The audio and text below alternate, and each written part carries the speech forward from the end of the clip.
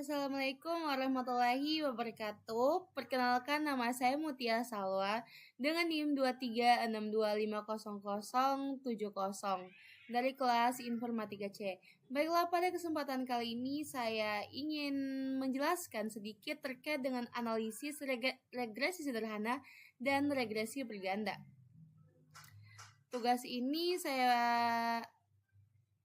Video ini saya tag untuk memenuhi salah satu tugas ujian akhir semester dari mata kuliah statistik dan probabilitas. Untuk pembahasan pertama yaitu terkait dengan definisi regresi sederhana. Regresi linier sederhana adalah metode statistik yang digunakan untuk menganalisis hubungan antar satu variabel independen yaitu X dan satu variabel dependen yaitu Y. Tujuannya adalah untuk memodelkan dan memprediksi nilai Y berdasarkan nilai X. Yang menjadi rumus umum, sini ada kekeliruan beberapa kali copy. Jadi yang menjadi rumus umumnya yaitu Y sama dengan A tambah BX. Nah, dengan tujuan dari regresi sederhana ini sendiri yaitu untuk menentukan arah dan kekuatan hubungan antar dua variabel. Yang kedua, memprediksikan nilai Y berdasarkan X, dan yang terakhir menguji apakah variabel X memiliki pengaruh signifikan terhadap variabel Y. Untuk pembahasan selanjutnya yaitu mengenai regresi berganda. Regresi linier berganda adalah metode statistik yang digunakan untuk menganalisis hubungan antar lebih satu variabel independen X1, X2, X3 sampai dengan XK dan satu variabel dependen yaitu Y. Tujuannya adalah untuk mengetahui seberapa besar pengaruh gabungan dari semua variabel X terhadap Y. Yang menjadi rumus umumnya yaitu ini juga cukup tergabung. Nih. Y sama dengan A tambah B1, X1 tambah B2, X2 tambah B3, X3. Ini. Nah, kemudian tujuan dari regresi berganda ini sendiri yaitu yang pertama, untuk mengetahui pengaruh masing-masing variabel bebas terhadap variabel terikat, dan yang kedua, memprediksi nilai Y berdasarkan kombinasi beberapa X, dan yang ketiga, mengidentifikasi variabel mana yang paling signifikan memengaruhi hasil variabel Y, dan yang terakhir digunakan dalam pengambilan keputusan berdasarkan banyak faktor sekaligus. Oke, baiklah, sekarang kita akan masuk kepada perhitungan manual dan perhitungan menggunakan kode Python-nya. Oke, next. Oke, baiklah, pada kesempatan kali ini saya ingin menjelaskan terkait dengan studi kasus dari materi analisis regresi sederhana. Bisa kita lihat sendiri di sini bahwasanya ada studi kasus pertama yaitu seorang pemilik kafe ingin mengetahui apakah durasi pemutaran musik di dalam kafe yang masuk dalam variabel X dapat mengurangi jumlah pengunjung per hari masuk dalam variabel Y. Nah, untuk soal atau pertanyaannya sendiri yaitu apakah pemutaran musik dalam waktu lebih lama dapat meningkatkan jumlah pengunjung yang datang ke kafe. Langsung saja kita masuk kepada penyelesaiannya. Di sini ada dua tabel yaitu jam musik yang masuk dalam variabel X dan jumlah pengunjung masuk dalam variabel Y. Datanya ini ya. Nah, langsung di sini langkah awalnya kita menghitung semua komponennya. Nah, yang kita tambahkan di sini yaitu tabel X, Y, dan X kuadrat.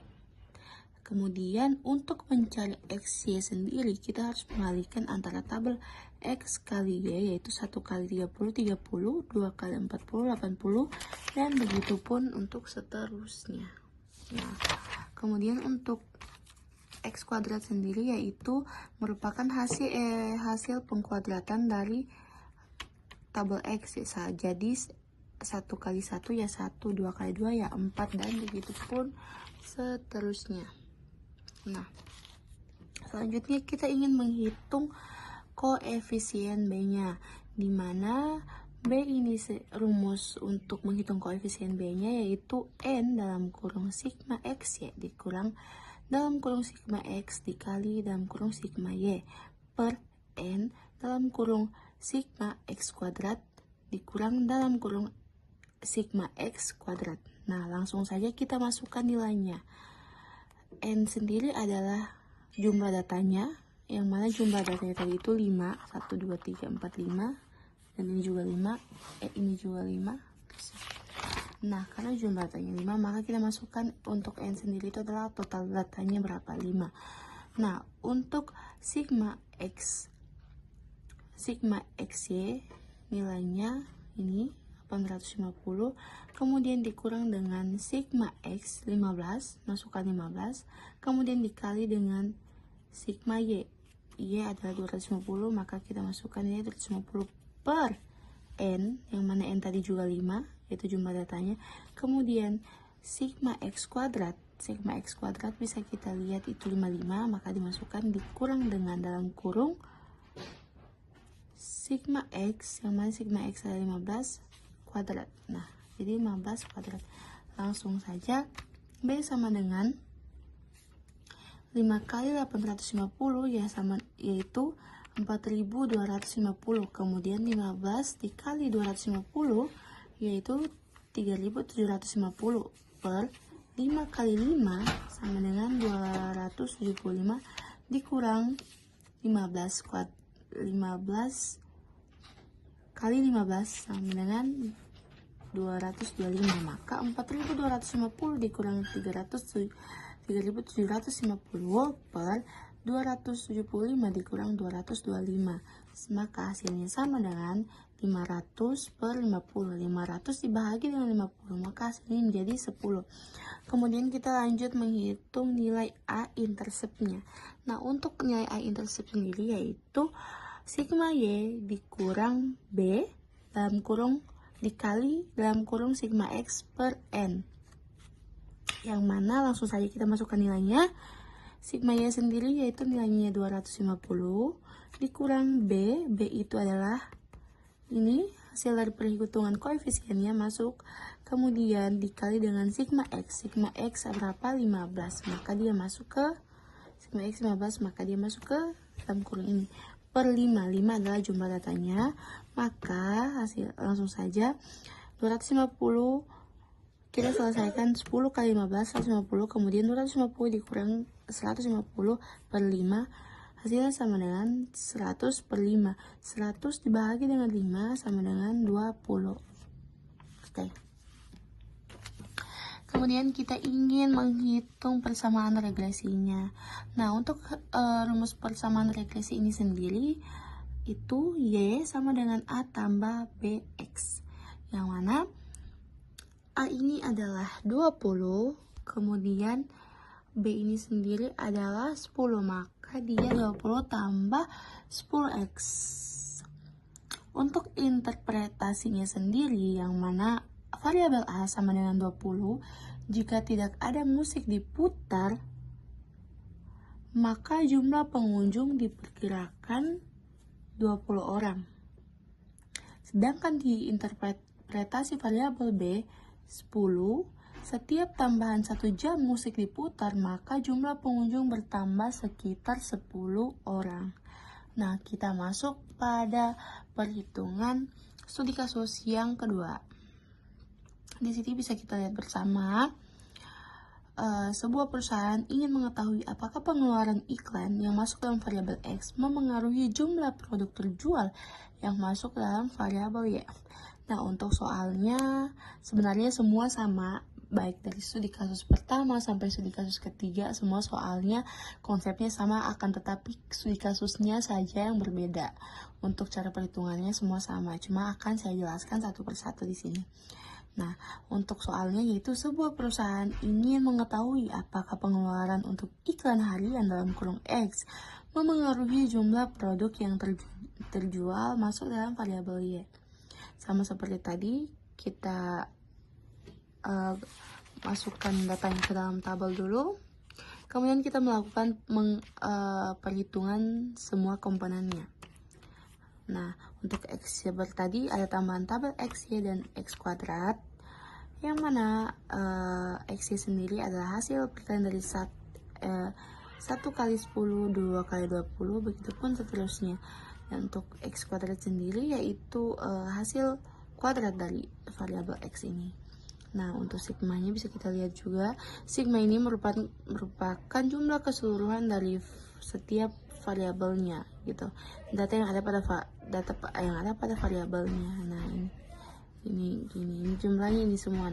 Nah, langsung kita masuk eksekusi kembali lagi di rumus hitung koefisiennya. Di sini saya sudah tidak menambahkan rumusnya karena bisa kita lihat bersama rumusnya ini tadi ya. Begitupun untuk interceptnya, saya juga tidak menambahkan, cukup di sini saja tadi. Nah, jadi langsung saja kita masukkan nilainya. Untuk nilai N 5 dalam kurung 550 dikurang dalam kurung 15 dikali dalam kurung 150 per 5 dikali dalam kurung 55 dikurang 15 kuadrat sama dengan 5 yang harus kita selesaikan dulu yang dalam kurung. Jadi 5 kali 550 itu sama dengan 2750 kemudian 15 kali 150 itu sama dengan 2250. Jadi 2750 dikurang 2250 per 5 kali 55 itu sama dengan 275 dan 15 kuadrat yaitu 15 kali 15 yaitu 225. Maka 2750 dikurang 2250 per 275 dikurang 225 sama dengan 500 per 50. 500 dibagi 50 sama dengan 10. Maka untuk rumus regresi linear berganda ini sendiri bisa kita lihat bersama, yaitu Y sama dengan A kurang B1 X1 kurang B2 X2 ditambah B3 X3 yang nanti akan diselesaikan dengan metode OLS. Nah, untuk metode OLS ini sendiri dia hanya bisa dieksekusi oleh sistem seperti SPSS, Excel, dan Python. Dari yang saya baca, dari referensi yang saya baca, dan kemudian saya akan mengeksekusinya menggunakan rumus Python, menggunakan Python. Nah, nanti pengimplementasiannya di Python dia dari metode OLS ini dia seperti ini. Jadi dia menggunakan matriks X dan Y-nya. Nah, untuk variabelnya dia bentukkan menjadi matriks. Dan nanti akan diperhitungkan di Python dengan output yang keluar seperti ini. Nah, di sini ada deskripsi. X1 itu menunjukkan tugas, dan X2 itu tidur, dan X3 itu kafein. Nah, untuk persamaan regresi akhirnya dari rumus ini regresi, maka dia kita masukkan nilainya A kurang B1 X1 kurang B2 X2 tambah B3 X3, yang mana yang menjadi nilai A interceptnya ini yaitu 84,17, maka dia masuk di sini. Kemudian yang menjadi nilai B1-nya itu 4,17 atau 4,17 X1, yang mana X1 kita belum ketahui nilainya, kemudian dikurang B2 yaitu negatif 5. Sini kita tempel negatif 5 dan tambahkan, jangan lupa untuk tambahkan 0 di akhirnya. Kemudian X2 juga masih belum ada nilainya. Kemudian yang ketiga B3 yaitu nilainya 0,33. Di sini saya lupa taruh titik. X3 yang belum diketahui juga nilainya, nilai kafeinnya. Nah, langsung saja untuk menghitung, menyempurnakan rumusnya, dan untuk mengetahui nilai X1, X2, dan X3-nya, maka kita buat kita tambahkan data baru itu. Jadi datanya itu prediksi tingkat stres baru. Nah, misalnya diberikan 6 tugas untuk X1-nya, kemudian X2-nya 6 jam tidur, kemudian X3-nya sama dengan 100 mg kafein, miligram kafein. Nah, kemudian kita substitusikan ke dalam persamaan regresinya, yang mana tadi X1 itu sudah saya jelaskan ini. Nah, tadi kita jelaskan di sini sama ya. Kemudian kita lanjut ke Y selanjutnya, itu 84 dikurang 417, X1 sudah didapat yaitu 6, maka masukkan 6, kemudian dikurang 500 itu X2, maka masukkan 6 juga, X2 nya 6 jam tidur, maka dalam kurung 6 ditambah dengan 0,33 X3, yang mana X3 itu 100. Nah, masuklah. Kemudian lanjut, Y sama dengan 84,17. 417 dikali 6 yaitu 25,02. Nah, dikurang 500 dikali 6, 30,00. Ditambah 0,33 dikali 100 sama dengan 33,00. Nah, sama dengan jadi ini 25,02 dikurang dengan 30,00, ini menjadi positif karena negatif ketemu negatif menjadi positif, maka dijumlahkan 25 di 25,02 ditambah 30,00 itu menjadi 55,02. Nah, maka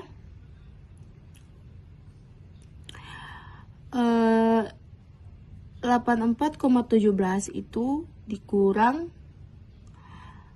maaf salah, jadi ini kan kurang, dia menjadi tambah, kita tambahkan antara keduanya, yaitu menjadi 55,02. Maka 84,17 dikurang 55, hasil penjumlahan dari ini 55,02 itu ditambah dengan 33,00. Nah, maka langsung saja Y sama dengan 84,17 dikurang 55,02 yaitu 29,15 ditambah dengan 33,00 yaitu sama, maka hasilnya sama dengan 62,15. Nah, untuk hasil akhirnya sendiri adalah ini. Jadi prediksi tingkat stres baru mahasiswa itu yaitu 62,15. Oke deh, untuk selanjutnya saya akan melakukan perhitungan 3 studi kasus dari regresi sederhana dan 3 studi kasus dari regresi berganda di Python. Kita akan mengimplementasikan rumus tersebut ke dalam kode Python. Nah, di sini terdapat 6 studi kasus yang akan kita running bersama, apakah error, dan akan kita melihat hasil outputnya apakah sama dengan perhitungan manual atau tidak. Nah, langsung saja. Ini untuk regresi sederhana dulu ya. Untuk studi kasus yang pertama, ini sudah bisa kita running. Kita S, yang kita running.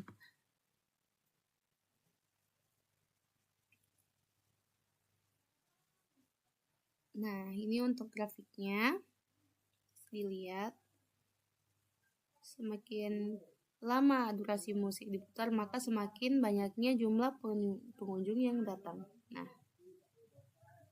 oke, langsung ke outputnya. Jadi studi kasus 1, Y-nya itu 20, sama seperti yang ada di studi kasus pertama, dan juga untuk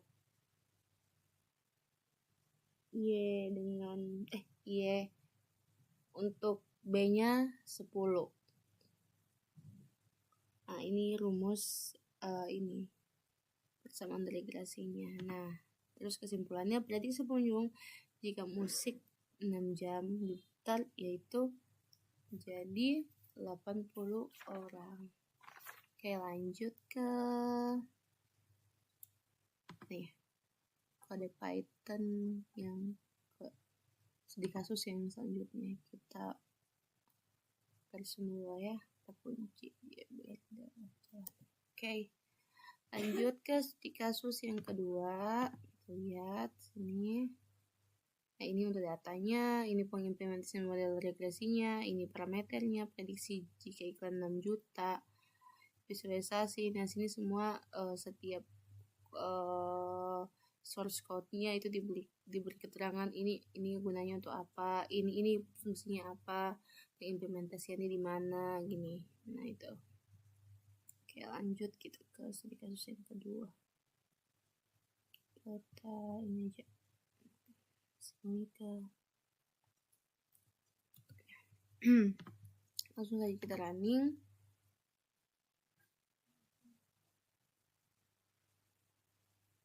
Nah, ini untuk grafiknya bisa dilihat produk iklan yang terjual. Semakin banyak iklan, maka semakin banyak produk iklan yang terjual. Ya, sama semua sih perhitungannya dengan perhitungannya, cuman datanya aja yang beda. Nah, untuk persamaan regresinya ini yaitu sama tadi, dan studi kasus yang kedua 0 ditambah 10, prediksi produk terjual ke iklan 6 juta sama dengan 60 ribu unit. Oke, berarti ini tidak error ya. Kita lanjut kembali ke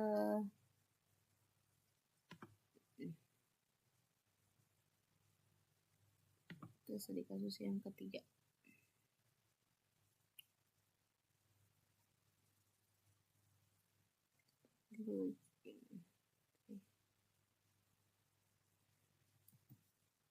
Baiklah, untuk studi kasus yang terakhir di regresi sederhana. Mari kita running bersama. Oke, set.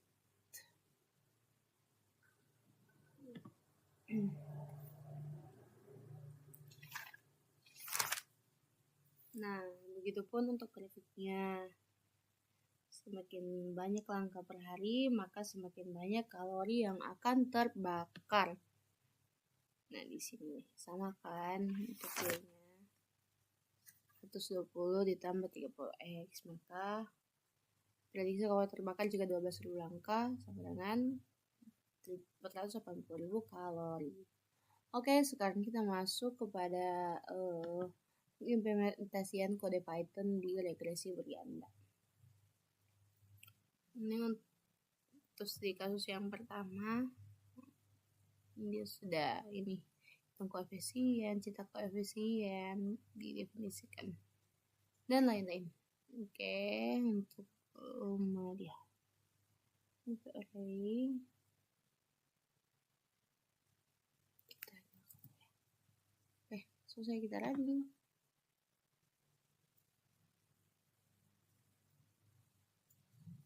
Nah, ini juga muncul grafik sama seperti tadi.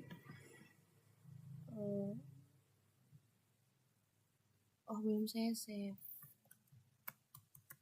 Maaf.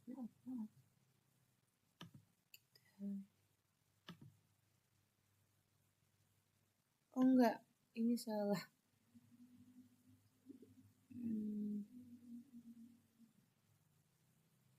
Iya, betul.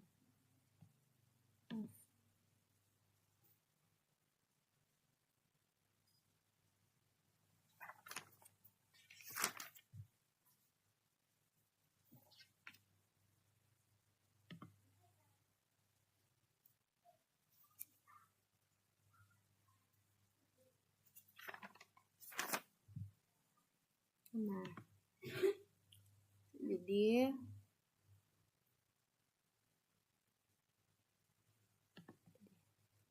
di kasus yang pertama di regresi berganda, nah di sini diimplementasikan untuk kode ini itu matriks X, dan juga untuk kode ini itu matriks Y-nya menggunakan metode OLS tadi. Nah, rumus OLX dia masukkan. Nah, ini dia rumusnya.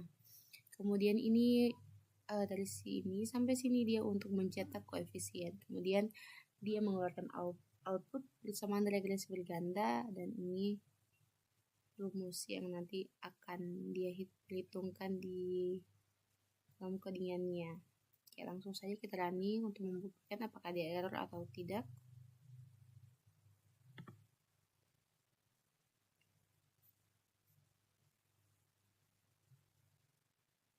Nah, bisa dilihat ini untuk outputnya.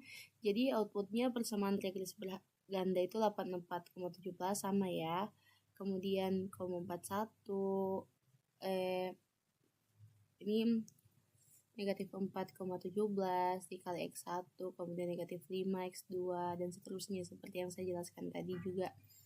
Nah, jadi prediksi tingkat stres untuk untuk prediksi tingkat stresnya itu untuk tugas 6, tidur 6, kafein 100. Maka untuk hasil perjumpaan persamaan regresi bergandanya yaitu hasil perhitungan persamaan regresi bergandanya yaitu 62,50. Oke. Selanjutnya kita mau running studi kasus yang kedua.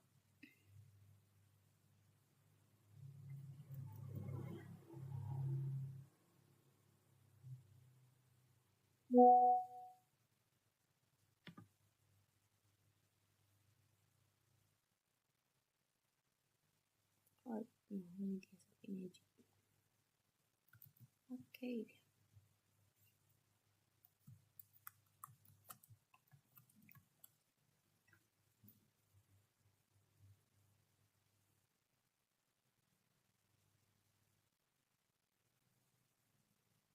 Untuk studi kasus yang kedua sendiri yaitu prediksi kepuasan kerja pegawai, yang mana sebuah perusahaan ingin mengetahui apakah tingkat kepuasan kerja pegawai dipengaruhi oleh jumlah jam kerja per minggu yang masuk dalam X1, kemudian tingkat gaji bulanan yang masuk dalam X2, kemudian yang ketiga jumlah hari libur per bulan masuk dalam X3. Nah, tujuannya yaitu untuk menentukan model prediksi untuk mengetahui faktor mana yang paling memengaruhi tingkat kepuasan kerja diukur dalam skala 0 sampai dengan 100 gitu. Oke, lanjut kita running.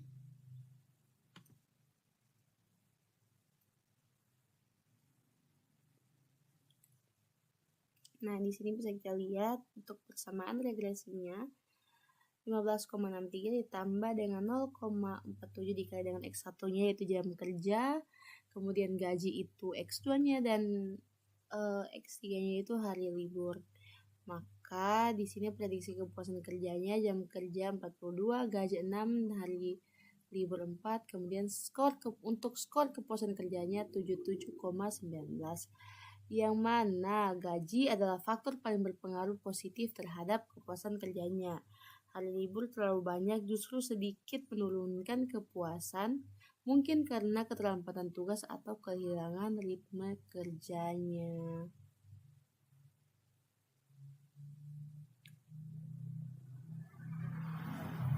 Oke, selanjutnya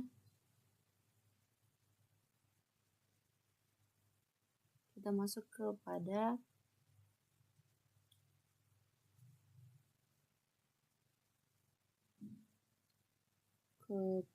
ini perhitungan rumus studi kasus yang ketiga.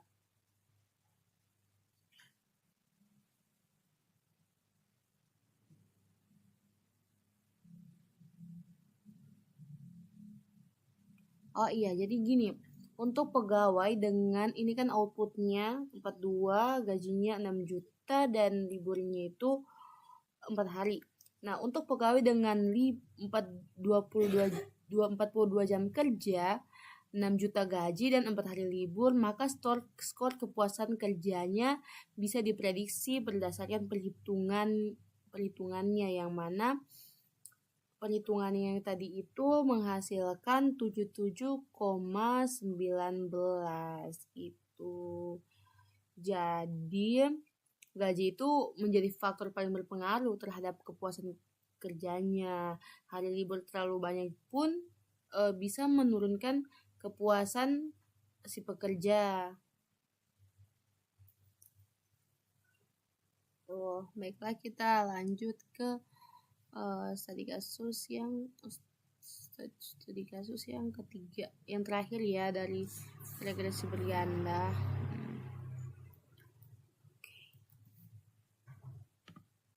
Ini kita mengecek apakah dia tidak error, dia sesuai dan lain sebagainya.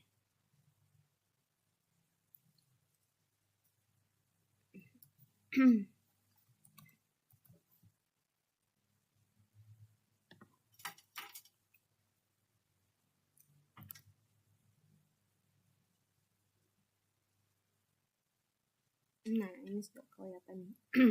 Jadi Untuk studi kasus yang terakhir yaitu prediksi nilai ujian berdasarkan aktivitas siswa. Gambarannya, seorang dosen ingin mengetahui pengaruh jumlah jam belajar mandiri per minggu, yaitu X1, kemudian jumlah jam mengikuti bimbel belajar yang masuk dalam X2, kemudian jumlah mata kuliah yang diambil semester ini, yaitu masuk dalam X3 terhadap nilai akhir mahasiswa. Nah, gini. Jadi ini sudah ini hasil dari perhitungan yang ingin dipertanyakan tadi. Hasil dari pertanyaan yang poin-poin yang ingin dipertanyakan tadi. Di sini sudah keluar. Kemudian yang mana dengan tujuan memprediksi performa akademik berdasarkan aktivitas belajar mahasiswa gitu. Oke. Ini perhitungan untuk persamaan regresinya, yang mana untuk mahasiswa dengan 9 jam belajar, 3 jam bimbel, dan 6 mata kuliah, maka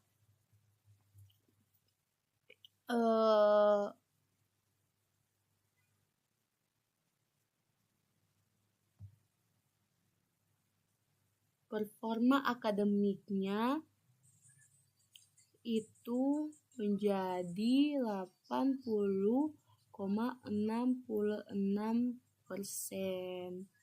gitu. Jadi bimbingan belajar itu adalah faktor yang paling berpengaruh dan paling kuat dalam meningkatkan nilainya. Kombinasi antara jam belajar dan banyaknya matkul juga dapat berdampak positif, akan tetapi yang paling berpengaruh itu pada bimbelnya gitu. Oke. Jadi nilai prediksi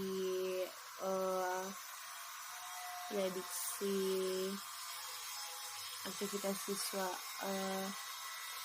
performa akademik mahasiswa itu sekitar 80,50 jika dia belajar secara pribadi 9 jam, kemudian bimbelnya 3 jam, dan mata kuliah yang diambil adalah 6. Oke, baik. Cukup sekian perhitungan menggunakan Python dari saya.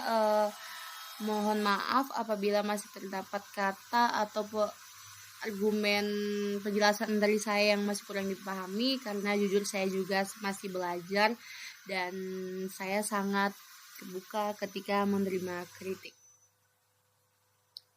atau saran, lebih tepatnya saran. Baik, terima kasih.